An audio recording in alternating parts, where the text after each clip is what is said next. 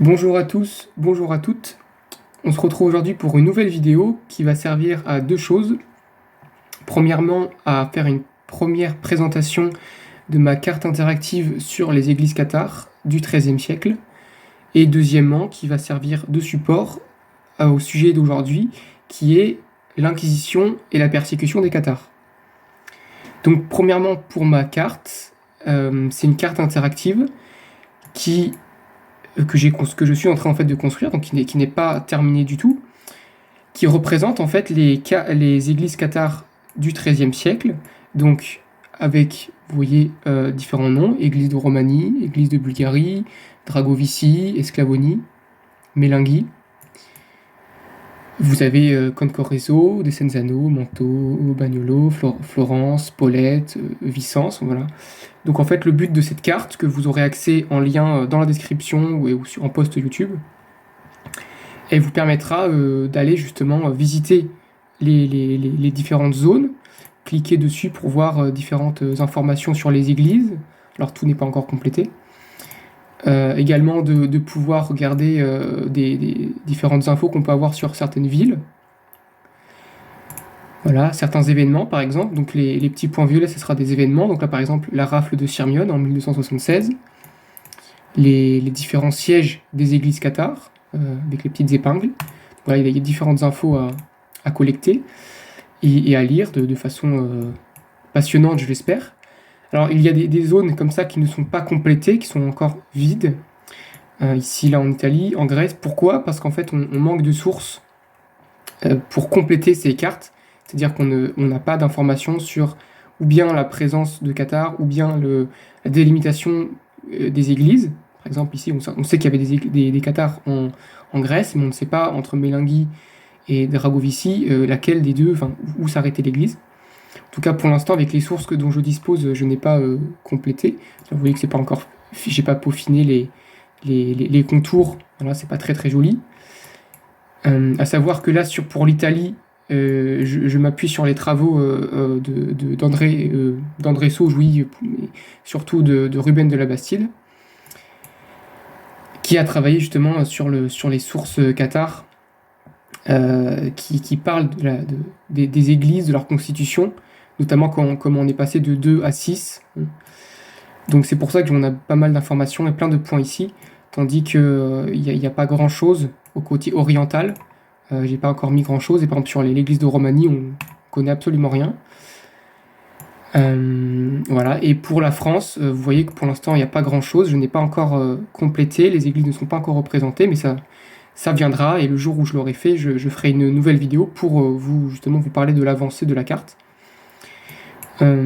J'ai simplement pour l'instant travaillé sur le nord de la France, avec des points, alors pas beaucoup de points, mais des informations justement, dont on va parler juste après, sur différentes villes.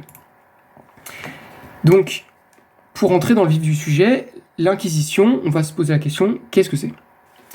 L'Inquisition, c'est le système qui a été mis en place par l'Église catholique pour chasser les hérétiques et clairement les exterminer.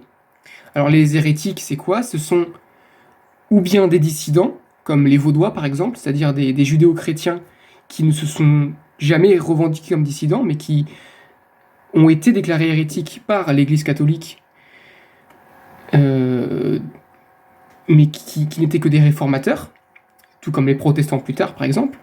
C'est le cas aussi pour les franciscains ou les béguins. Et à l'inverse, on a d'autres types d'hérétiques, comme les cathares, qui, je dis hérétiques entre guillemets, vous l'aurez compris, qui ne sont pas des dissidents à proprement parler, puisqu'ils ne sont pas une contre-église, ils ne sont pas des réformateurs à l'Église catholique, mais qui sont une église indépendante, qui tient sa source, si on se fie aux travaux, encore une fois, de Ruben de la Bastide, d'André Sauge, et même de différents articles de la revue Hérésis, on retrouve leur lien avec les Pauliciens et les Marcionites. Et donc ils ne sont pas une contre-église à proprement parler, mais une église authentique qui était, dès l'Antiquité, fondée indépendamment de l'Église catholique. Et donc ces deux types d'hérésie, entre guillemets, va être persécuté par l'Église catholique. Pourquoi ? Pour des enjeux politiques, social, religieux, parce que justement l'Église catholique perdait une certaine forme d'influence, notamment en Occitanie et en Italie, mais également un petit peu en France, on va le voir. Donc l'Inquisition, c'est simple, Inquisitio, ça signifie l'enquête. C'est un inquisiteur, donc à partir de 1233, ce sont les dominicains qui vont avoir pour rôle de pourchasser les hérétiques. C'est simple, en fait, on va faire venir des personnes qu'on va interroger, qu'on va questionner, et on va noter leurs propos, chaque propos qu'ils vont dire devant les inquisiteurs. On va les noter dans ce qu'on appelle un registre d'inquisition. Et en fonction de leurs propos, de leur niveau d'hérétique, on va les condamner à différentes peines.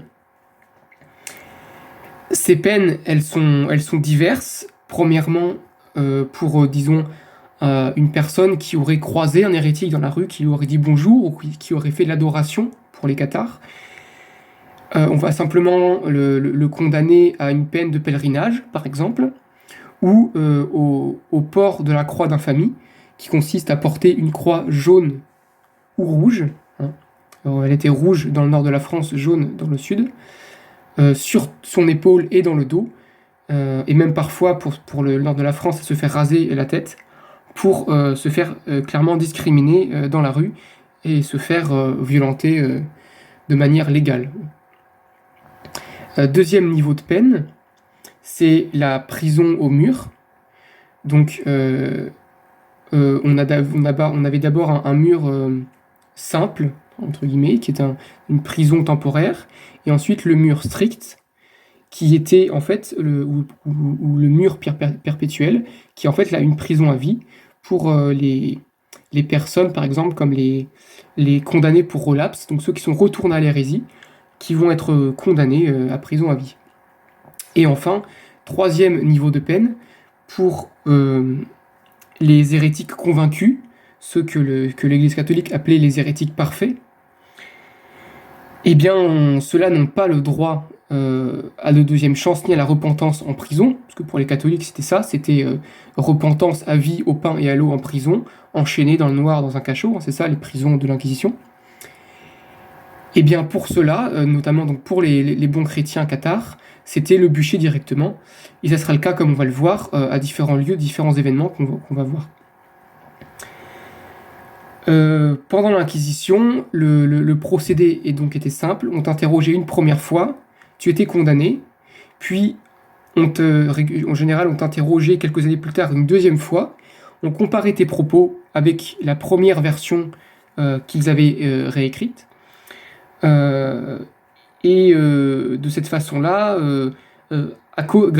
grâce ou à cause de la délation, c'est-à-dire du fait de dénoncer les autres, eh bien, on se faisait en fait avoir par les inquisiteurs à cause des recoupements en fait de témoignages. C'est pourquoi il y a plein de registres d'inquisition que nous ne possédons pas, comme le registre de Carcassonne, qui plusieurs fois a été brûlé par justement les faillites occitans, etc. Donc ça c'est la partie inquisition, qui donc va permettre de persécuter les cathares, mais également les vaudois, certains franciscains, les béguins, les béguines, et puis plus tard d'autres groupes religieux. Mais en tout cas au XIIIe siècle, elle est vraiment conçue pour les cathares. 90% des personnes qui y sont mentionnées, il suffit de lire les registres d'inquisition, celui de Pamiers, celui d'Albi, ce sont vraiment quasiment tous des cathares. Alors donc là on va parler juste des cathares. La persécution des cathares elle va se dérouler en deux temps. On a une première partie finalement au XIIe siècle, avant la croisade albigeoise.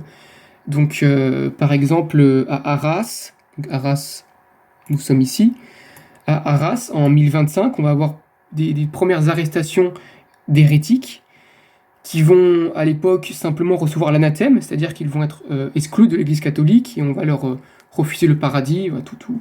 Et c'est vraiment plus des propos religieux, mais pas de sanctions brutales. On va dire qu'à l'époque, ils étaient gentils, entre guillemets. Ensuite, Liège, 1135. Donc Liège, on est dans ce qu'on appelait à l'époque les Pays-Bas. Alors on a pareil 1025, puis ensuite 1135. C'est à ce moment-là qu'on a un premier bûcher.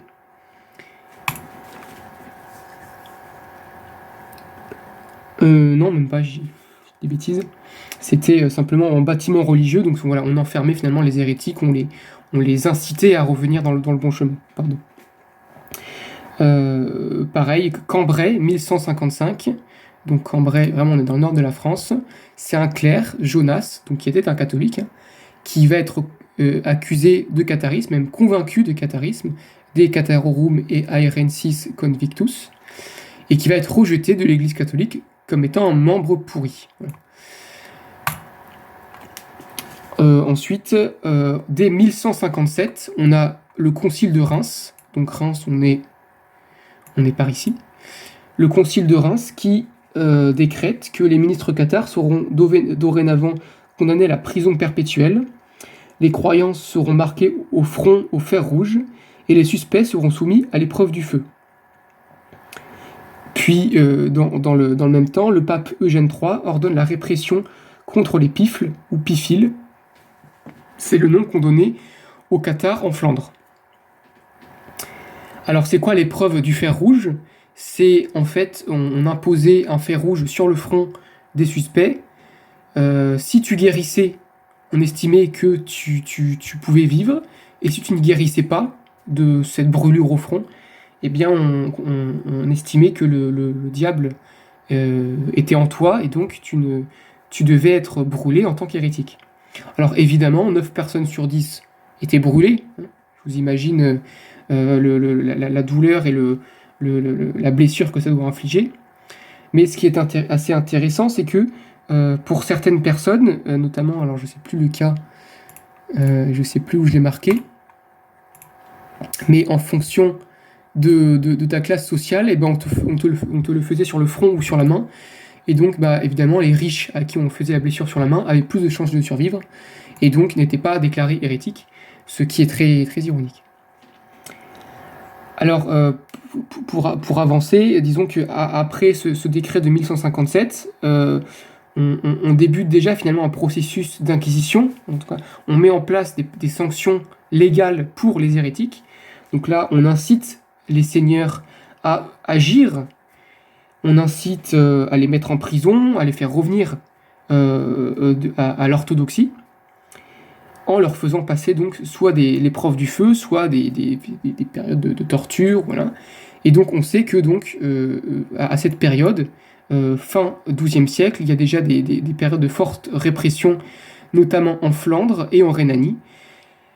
Et c'est pourquoi qu'on retrouvera à Cologne des cathares flamands qui vont être brûlés donc sur le bûcher, ainsi que à Oxford, qui eux ne vont pas être brûlés, mais simplement marqués donc de l'infamie hérétique. Donc on va leur pareil brûler au fer rouge, puis on va les chasser hors de la ville et ils vont périr de froid et de faim pendant l'hiver. Donc on sait que les gens avaient suffisamment peur, ou que la répression était suffisamment féroce pour devoir fuir jusqu'à l'autre bout du pays, mais on n'a pas de chiffres sur cette période pour savoir combien de personnes ont été persécutées, mises en prison ou brûlées. Et donc finalement, on arrive très vite à 1183, à Arras, encore une fois. On va souvent, en tout cas pour le nord de la France, tourner autour de cette région-là. Des dénonciations de nobles, roturiers, clercs, chevaliers, paysans, vierges, veuves, etc. Ce qui nous informe qu'on a affaire à différentes classes sociales. Les cathares sont présents dans plusieurs classes sociales, ils sont assez populaires. Et ils touchent différents milieux, pauvres, riches, laïcs et clercs, hein, comme on l'a vu avec le prêtre Jonas. Et donc voilà, on voit vraiment une période. 1025, on était sur des arrestations et des anathèmes.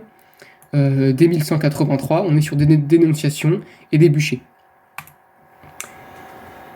De toute façon, à partir du concile de Latran, on condamne les hérétiques et on incite les seigneurs à prendre les armes contre les hérétiques. On arrive ensuite à une période qui va être assez décisive, hein, là ça concerne plus le sud de la France, c'est la croisade albigeoise, donc de 1209 à 1229, qui est donc un appel à la guerre sainte par le pape Innocent III, et qui va en fait se jouer sur un front, vraiment c'est l'Occitanie. C'est les chevaliers notamment du nord de la France qui vont aller se battre contre les Occitans du sud, et aussi contre les Aragonais et les Catalans, qui vont faire une coalition avec les Occitans pour défendre le pays. Et donc, alors, on ne va pas refaire tout l'historique, mais on a différentes batailles. Béziers, notamment, hein, le massacre de Béziers qui est très connu, que je n'ai pas encore noté. Différentes batailles, de nombreux bûchers à chaque fois dans chaque ville. Les Cathares qui étaient systématiquement brûlés, les Juifs aussi y passaient, évidemment. Et les villes et les maisons où il y avait des hérétiques étaient systématiquement rasées. C'est le cas pour le massacre de Lavore, qu'on va parler, puisque c'est un événement assez notable. Donc en 1211, Lavore, au bout de 2 mois de siège, est prise par les croisés. Dame Guiraud, la dame du lieu, qui est donc une noble, mais qui est une croyante cathare, va être vée par les croisés, selon le récit, hein, selon la Konsou, la chanson de la croisade en occitan, et donc va être ensuite jetée vivante dans un puits, recouverte de pierres. Son frère, Emery de Montréal, ainsi que ses 80 chevaliers, vont être égorgés, ce qui est contraire, hein, au code de chevalerie, donc c'est totalement illégal et immoral. Et au moins 400 croyants cathares vont être brûlés sur un des plus grands bûchers de l'histoire du catharisme. Donc c'est vraiment un événement tragique de la croisade et de l'histoire occitane, vraiment. Alors bien sûr, hein, ce n'est pas le seul bûcher, il y en aura plein d'autres dans différentes villes. On peut évoquer aussi le cas de Montségur. Après la croisade, hein, en 1244, après 10 mois de siège, 225 bons chrétiens vont être brûlés sur le POG, et ce qui va d'ailleurs être un coup assez fatal pour les églises occitanes, puisqu'une grosse partie de la hiérarchie cathare va être décimée ce jour-là. Et on le verra par la suite, hein, de nombreuses églises ne font plus mention d'évêques ou autres. Donc voilà, la première phase, en tout cas vraiment de persécution, c'est la croisade albigeoise, de 1209 à 1229, hein, vraiment 20 ans de guerre, avec plein d'événements différents que vous aurez le loisir que je vous raconterai, où vous pouvez aller voir. Je vous conseille la vidéo de la chaîne Savoir est un devoir, qui a fait deux conférences sur la croisade albigeoise et qui est assez complète, assez bonne. Ensuite, après cette période-là, donc se met en place l'Inquisition, donc au sens propre, hein, le système inquisitorial, c'est-à-dire une pourchasse systémique et systématique des cathares et autres hérétiques. Donc dans chaque ville, on va retrouver un inquisiteur. Donc il y en avait à Pamiers, à Toulouse, à Albi, et on avait, pour le nord de la France, Robert le Bougre, par exemple, qui était un cathare converti au catholicisme. Et justement, j'ai travaillé sur cet article, et donc vous verrez justement que je complète ma carte au fur et à mesure. Donc vous pourrez consulter les sources justement que je vous mets à disposition. Là par exemple, c'est les cathares dans le nord de la France. Voilà, donc vous aurez le loisir de lire pour vérifier ce que je vous mets comme note. Il y a également la vidéo, ma vidéo que j'ai republiée sur les bougres dans le nord de la France, justement, voilà, que vous pourrez aller voir. Voilà, attendez, on va stopper, voilà, vous pourrez aller la voir, je la trouve vraiment intéressante. Vous pourrez apprendre plein de choses. Donc, pour cette période inquisitoriale, pour le nord de la France, comme exemple, hein, sur cette vidéo, Robert le Bougre, il va en fait faire une campagne inquisitoriale entre 1235 et 1238, et aussi jusqu'après 1238, on verra. Et je vais citer quelques éléments. Donc on a par exemple des bûchers à la Charité-sur-Loire.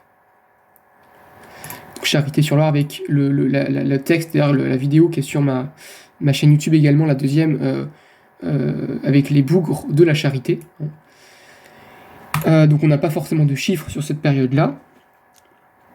Par contre, on a ensuite Chalon-sur-Marne, plusieurs hérétiques vont être brûlés, donc je n'ai pas noté parce que c'est des petits bûchers, donc j'ai pas noté les lieux notables, mais Chalon-sur-Marne, plusieurs hérétiques brûlés, Péronne, au moins 5 personnes vont être brûlées, Élincourt, 4 personnes sont brûlées, ce qu'il appelait des signours, Cambrai, arrestation, donc vous voyez Cambrai par contre je l'ai marqué, vous voyez, donc Cambrai, arrestation, 20 personnes au minimum brûlées, 18 condamnées à la prison perpétuelle, 3 femmes vont être ensignées, donc c'est ce que je disais tout à l'heure. Être ensigné, c'est donc être condamné au port de la croix d'infamie. En l'occurrence, pour le nord de la France, c'est une croix rouge qu'on va vous apposer sur l'épaule et dans le dos, en plus d'être rasé dans ce cas-ci. Une exception, c'est une femme noble qui va être graciée par la reine et qui va être enfermée dans un couvent. On a ensuite Douai, 10 vieillards qui vont être brûlés et d'autres qui vont être entre guillemets emmurés, c'est-à-dire condamnés également à la prison à perpétuité. D'autres donc qui vont se repentir, convertis, qui vont être rasés et condamnés à porter la croix d'infamie également. On a ensuite il va aller dans le nord de la France, Robert le Bougre, en passant par Lille, Ascq, Liers, Toufflers. Une vingtaine sont ars, c'est-à-dire brûlés, et les autres sont condamnés à la prison à vie, mais on n'a pas de précision sur combien vont être menés en prison. On a ensuite un passage à ce qu'on appelle dans les sources les Pays-Bas, mais donc pas les Pays-Bas actuels, mais plutôt du côté de la Belgique, parce qu'on nous fait souvent mention de Liège, avec pareil également de nombreux bûchers, mais sans plus de précision. Puis en 1239, dernier coup de filet assez fort donc de Robert le Bougre, Montevimeur, aujourd'hui appelé Montémé, qui va mettre un très gros coup à l'église cathare de France. Donc 1239, 187 cathares vont être brûlés, vifs, et les survivants, notamment la hiérarchie cathare française, va se réfugier en Lombardie. Voilà pour l'Inquisition dans le nord de la France. Pour le sud, c'est à peu près similaire. On va pas voir les événements tout de suite parce que je ne les ai pas notés. Mais il faut savoir que, alors on en reparlera bien sûr, mais il faut savoir qu'il y a également de nombreux bûchers. Vous aurez l'occasion d'entendre parler de Pierre Authier ou de Guillaume Bélibast, par exemple. Donc fin 13e, puis après début 14e, hein, plein d'histoires différentes. Bien sûr, l'Inquisition n'était pas seulement en France et en Occitanie. On l'a aussi retrouvé en Italie de manière plus tardive, mais tout aussi cruelle, avec notamment un événement très fort qui est donc la rafle de Sirmione en 1276, où entre 178 et 200 cathares occitans et français qui s'étaient réfugiés donc, en Lombardie vont se faire attraper.